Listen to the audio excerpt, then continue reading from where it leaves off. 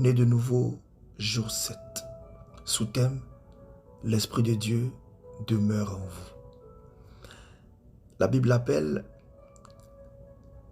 le consolateur, l'Esprit de vérité,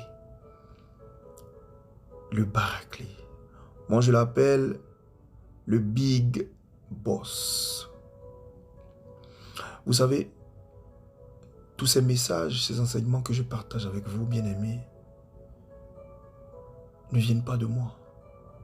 Je ne suis pas capable. Ce n'est pas à dire que je suis capable de faire toutes ces choses. Mais cette capacité me vient de l'Esprit de Dieu. Dans le monde, il est impossible qu'une personne puisse avoir les révélations des secrets de la parole de Dieu.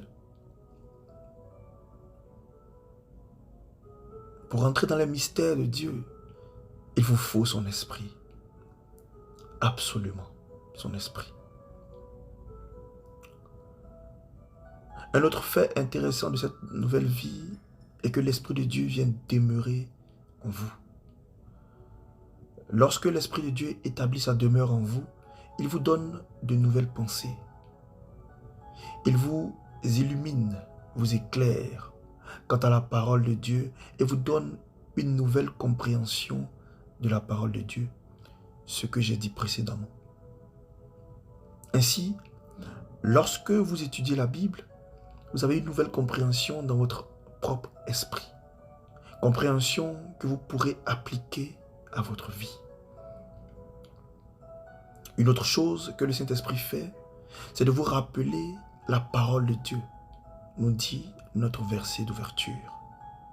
En outre, il vous donne la puissance d'être un témoin efficace de l'évangile de Jésus-Christ, ce que je fais et ce que je viens de vous dire.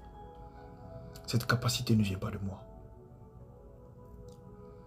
Mais vous recevrez une puissance, le Saint-Esprit survenant sur vous, et vous serez un témoin à Jérusalem, dans toute la Judée, dans la Samarie, et jusqu'aux extrémités de la terre. Voir Actes, chapitre 1, au verset 8. Bien-aimé, si tu veux comprendre les mystères de Dieu, si tu veux que la vérité te soit révélée, tu as besoin de l'Esprit de Dieu. Tu as besoin que son Esprit demeure en toi. Sinon, tu seras avide de toute révélation, de toute vérité.